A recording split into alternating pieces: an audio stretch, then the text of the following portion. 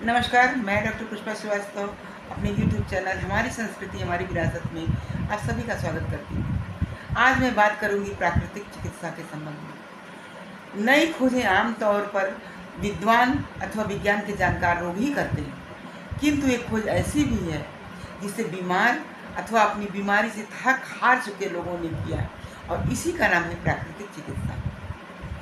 धूप, हवा, पानी, नींद, उचित भोजन, आराम, मिट्टी इत्यादि प्राकृतिक चीज़ें प्राण के साथ हमारे शरीर को कायम ही नहीं रखती हैं, बल्कि हमारे शरीर को ऊर्जा प्रदान करती हैं, हमारे शरीर की मजबूती प्रदान करती हैं। ये बीमार और अपने जीवन से हतोत्साहित लोग जब डॉक्टर, वैद्य और हकीम से निराश हो गए तो उन्होंने प्रकृति की शक्तियों और प्राकृतिक रहन सहन का सहारा लिया। तरह तरह के उन लोगों ने तजुर्बे किए और प्राकृतिक शक्तियों के कारण जब उन लोगों को निरोग होने में सफलता मिल गई तो इलाज का यह नया ढंग उन लोगों ने संसार के सामने पेश किया, और इसी का नाम है प्राकृतिक चिकित्सा। प्राकृतिक चिकित्सा के मानने वालों का कहना है कि हर एक प्राणी के अंदर, हर एक जीव के अंदर एक ऐसी शक्ति होती है जिसके कारण वह जिंदा रहता है, और उसी को जीवनी शक्ति कहते हैं। जब हमारे शरीर में कोई रोग लग जाता है तो वह शक्ति उसको जो है टक्कर देती है।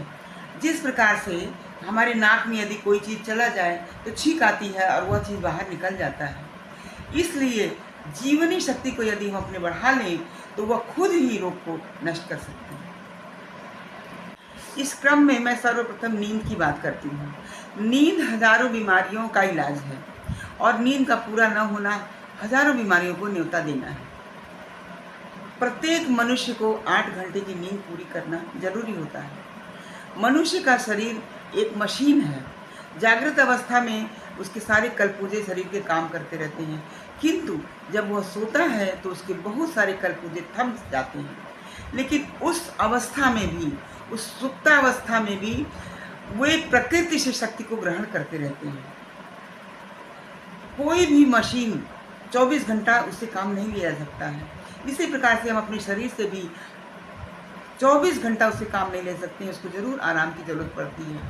और यह आराम, जिस प्रकार से मशीन का तेल मालिश किया जाता है, तेल पॉलिश किया जाता है, उसी प्रकार से हमारे शरीर का तेल पॉलिश जो है हमारी सुप्तावस्था में होता है। सोते समय हमको बिल्कुल निश्चिंत होकर के सोना चाहिए, किसी भी चिंता का विषय लेकर के मन में नहीं सोना चाहिए। तो इस प्रकार से नींद पूरी होने पर हमारे शरीर की जीवन शक्ति को बढ़ती है। नींद को पूरा करना चाहिए और चिंता मुक्त होकर के सोना चाहिए। फिर हम बात करेंगे धूप की। धूप भी हमारे शरीर के लिए बहुत ही आवश्यक है। जिस प्रकार से पौधों की हरियाली, हरे हरे पत्ते धूप में खिले रहते हैं, उसी प्रकार से हमारे खून की लाली भी धूप के कारण ही आती है। यदि धूप न लगे शरीर में तो चेहरा मुरझाया मुरझाया सा रहता है। नंगे बदन या कम कपड़ा पहन करके धूप में बैठना चाहिए, सब हल्की धूप में बैठना चाहिए। इससे हमारे शरीर में जीवन शक्ति हमारी बढ़ती है धूप में बैठने से। इसका आप लोगों ने उदाहरण कोरोना काल में देखा था। डॉक्टरों ने आधे आधे घंटे धूप में, कड़ी धूप में बैठने का निर्देश दिया था। तो धूप भी हमारे शरीर को जीवनी शक्ति को बढ़ाने के लिए बहुत ही आवश्यक है। अब आइए हम बात करते हैं हवा के विषय में। हवा मनुष्य के लिए कितना आवश्यक है ये तो सभी लोग जानते हैं। खाना, पानी के बिना तो आदमी कुछ देर जिंदा भी रह सकता है, किंतु हवा के बिना कुछ मिनटों में ही हालत बिगड़ जाती है आदमी की। इसलिए हवा बहुत ही आवश्यक है जीवित रहने के लिए। संस्कृत में हवा को प्राण वायु कहा गया है, और उसी प्राण वायु को हमारा विज्ञान जो है वो ऑक्सीजन कहता है। हमको अपनी सांस के जरिए शुद्ध हवा को अपने अंदर लेना चाहिए। शुद्ध हवा जब हमारे अंदर जाती है तो ऑक्सीजन, जो हवा में ऑक्सीजन होता है, वो फेफड़ों में जा करके हमारे रक्त को शुद्ध करता है और ब्लड को सही दिशा में सर्कुलेट करता है। तो इस प्रकार से हवा जो है हमारे जीवन को शक्ति देती है। शुद्ध हवा में सांस लेना चाहिए। हवा में धूल भरी, कार्बन भरी हवा में रहने वालों के चेहरे मुरझाए रहते हैं। जब हम सांस लेते हैं, अमूमन जब हम डेली का प्रतिदिन सांस लेते हैं तो हमारी वह हवा जो है पूरे फेफड़े में नहीं जाती है, केवल ऊपर के हिस्से में जाती है। ऊपर का हिस्सा काम करता है और नीचे का हिस्सा बेकाम पड़ा रहता है। तो हमें हमेशा गहरी सांस लेनी चाहिए। सवेरे टहलते समय शुद्ध ताज़ी हवा में खूब गहरी गहरी सांस लेना चाहिए। इससे हमारे शरीर में ऑक्सीजन जाता है, फेफड़े उस ऑक्सीजन से हमारे ब्लड को प्योरीफाई कर देते हैं, शुद्ध कर देते हैं और हमारी जीवनी शक्ति को बढ़ाते हैं। तो इस प्रकार से हवा हमारी जीवनी शक्ति को बढ़ाता है। अगली बात हम करेंगे पानी की। पानी भी हमारे शरीर के लिए आवश्यक है। शुद्ध पानी पीना हमारे शरीर के लिए बहुत आवश्यक है। गंदा पानी पीने से तरह तरह की बीमारियां हो जाती हैं, इसलिए हमेशा शुद्ध पानी पीना चाहिए और प्रत्येक मनुष्य को कम से कम 8 गिलास पानी पीना चाहिए। पानी पीना से शरीर के अंदर की सफाई होती है और नहाने से बाहर की हमारे शरीर की त्वचा की सफाई होती है। पानी को खाली पेट पीना चाहिए। सवेरे उठने पर पेट खाली रहता है, उस समय भरपूर पानी पीना चाहिए। खाने के 1 घंटा बाद पानी पीना चाहिए। यदि ज़रूरत पड़े तो खाने के बीच में भी पानी आप पी सकते हैं, लेकिन थोड़ा सा। खाने के बाद पूरा 1 घंटे बाद पानी पीना चाहिए और रात को सोते समय भी पानी पीना चाहिए। जितना पेट आपका खाली रहेगा, उस खाली पेट में आप पानी पिएंगे तो आपके पेट की अच्छी सफाई होगी, इसलिए खाली पेट पानी को पीना चाहिए। अब आइए नहाने के संबंध में। पानी नहाने के संबंध में भी काम आता है। तो ठंडे पानी से नहाना चाहिए। ठंडे पानी से नहाने से हमारी त्वचा के करीब की जो नसें होती हैं ये सिकुड़ती हैं, और सिकुड़ती हैं तो ब्लड का सर्कुलेशन अच्छा शरीर के अंदर की तरफ जाता है और हमारे शरीर को ऊर्जा मिलती है।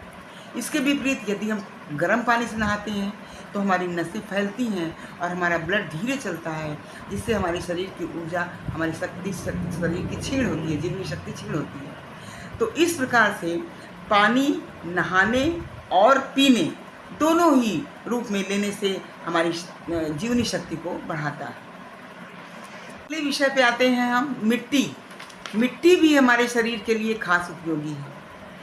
चिकनी मिट्टी को लेकर के सान करके उसको ठंडे पानी से पूरे शरीर में यदि लगाया जाए तो वह फोड़े, फुंसी, घाव इत्यादि पे मरहम की तरह काम करता है। इसके अतिरिक्त भी मिट्टी के और भी इलाज हैं। मिट्टी से चिकित्सा की जाती है। मिट्टी को सान करके आँखों पर, पेड़ों पर रखने से कई रोगों का निदान होता है और हमारी जीवन शक्ति बढ़ती है। तो इस प्रकार से मिट्टी भी हमारी जीवनी शक्ति को बढ़ाने में अपना योगदान देती है। अगला विषय है भोजन। भोजन हमारे शरीर के लिए कितना आवश्यक है ये तो सभी लोग जानते हैं। खाद्य पदार्थों को यदि हम उनके मूल रूप में लें तो वह अधिक गुणकारी होता है। जैसे गाय का दूध है, अगर गाय के थन से निकल रहा है उसी समय 1 गिलास अगर गाय का दूध पी लिया जाए तो वो ज़्यादा लाभदायक होता है। इसी प्रकार से अनाज के विषय में भी भिगो करके अनाज को तब तक भिगोए जब तक वह अंकुरित ना हो जाए। अंकुरित होने के बाद अनाज को लीजिए तो वह ज़्यादा फायदेमंद होता है। वह हमारी इम्यूनिटी को बढ़ाता है, हमारी जीवनी शक्ति को बढ़ाता है। भोजन को कभी भी भरपेट नहीं खाना चाहिए। ज़रूर अपने पेट का कुछ हिस्सा खाली रख करके ही भोजन खाना चाहिए। सोचना चाहिए कभी मुझे पानी भी पीना है। तो इस प्रकार से भोजन का ग्रहण करने से हमारी जीवनी शक्ति बढ़ती है, रोगों से लड़ने की शक्ति आती है हमारे अंदर। तो भोजन भी हमारी जीवनी शक्ति को बढ़ाने में बहुत ही लाभदायक है। अगला विषय है आराम। आराम भी बहुत ज़रूरी है। हमेशा काम ही करते रहने नहीं चाहिए। काम करने के बाद जहाँ थकावट लगे तुरंत आराम करना चाहिए। ऐसा करने से हमारी जीवनी शक्ति बढ़ती है। तो इसलिए आराम भी उतना ही ज़रूरी है जितना कि काम करना ज़रूरी होता है। आजकल दौड़ा धूपी में लोग आराम को महत्व तो नहीं देते हैं, लेकिन इसको ज़रूर महत्व देना चाहिए। आराम भी जीवन के लिए बहुत ज़रूरी है। सवेरे का जब हम प्राणायाम करते हैं, टहलते हैं, उस समय शव आसन में 5 या 10 मिनट जरूर सोना चाहिए। तो इस प्रकार से आराम भी मनुष्य के शरीर के लिए आवश्यक है, उसकी जीवनी शक्ति को बढ़ाने के लिए आवश्यक है। अंतिम पॉइंट है विचार। दोस्तों, विचार भी मनुष्य की जीवनी शक्ति को बढ़ाते हैं। यदि किसी व्यक्ति को आप प्रतिदिन कहते रहिए कि तुम कमज़ोर लग रहे हो, तो वह उसका मुंह लटक जाएगा और वो चिंता में पड़ जाएगा, उसकी जीवनी शक्ति क्षीण हो जाएगी। इसके विपरीत यदि किसी को कहते रहिए तुम तो बड़े सुंदर लग रहे हो, बहुत स्वस्थ लग रहे हो, तो उसकी जीवनी शक्ति, उसका उल्लास उसका बढ़ता है। कितने रोग ऐसे हैं जो शंका के कारण हो जाते हैं। शंका से आप सोचिए कि मुझे ये बीमारी हो गई, तो वो लगता है आपको हो ही गया। तो इस प्रकार से विचार भी हमारी जीवनी शक्ति को बढ़ाने में सहयोग देते हैं।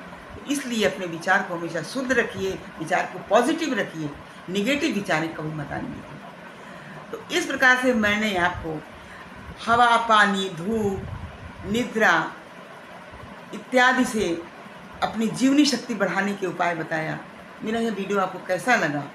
यदि अच्छा लगा हो तो लाइक, सब्सक्राइब और शेयर ज़रूर कर दीजिएगा और कमेंट बॉक्स में मुझे लिख करके बताइएगा मेरे वीडियोज़ जो मैं चिकित्सा पे, प्राकृतिक चिकित्सा पे, शारीरिक फिटनेस पे अथवा अध्यात्म पे, फिलॉसफी पे डालती हूँ, वो आपको कैसे लगते हैं मुझे ज़रूर बताइएगा।